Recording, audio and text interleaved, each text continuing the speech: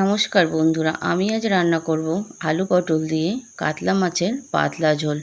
এই গরমে একটু পাতলা ঝোল খাওয়া স্বাস্থ্যের পক্ষে ভালো।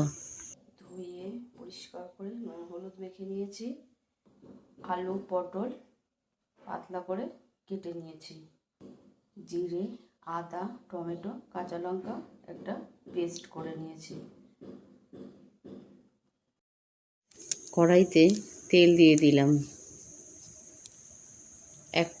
একটা করে মাছ দিয়ে দিলাম। এপিট ওপিট করে একটু লাল লাল করে ভেজে তুলে নেব। ওই তেলে কালো জিরে ফোড়ন দিলাম। ফোড়নটা একটু ভাজা হলে আলু পটল কেটে রেখেছিলাম ওটা দিয়ে দিলাম। লবণ দিলাম, ভালো করে ভেজে নেব। ভালো করে ভাজা হয়ে গেছে। এবার আদা, কাঁচা লঙ্কা, জিরে, টমেটোর একটা পেস্ট করে রেখেছিলাম ওটা দিলাম। নুন দিলাম, হলুদ দিলাম আর একটু চিনি দিলাম। যেহেতু টমেটো দেওয়া আছে, স্বাদের ব্যালেন্সটা করতে গেলে সামান্য একটু চিনি দিতে হবে। মশলা কষিয়ে তেল ছাড়লে জল দিয়ে দিলাম।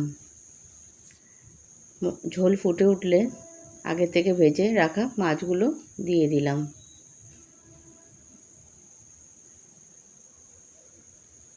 এবার 5 মিনিট ফুটে উঠলে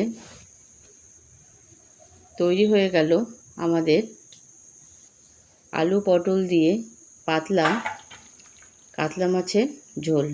আমার এই রান্নাটা কেমন লাগলো কমেন্ট বক্সে জানাতে ভুলো না। সবাইকে অসংখ্য ধন্যবাদ এতক্ষণ পাশে থাকার জন্য।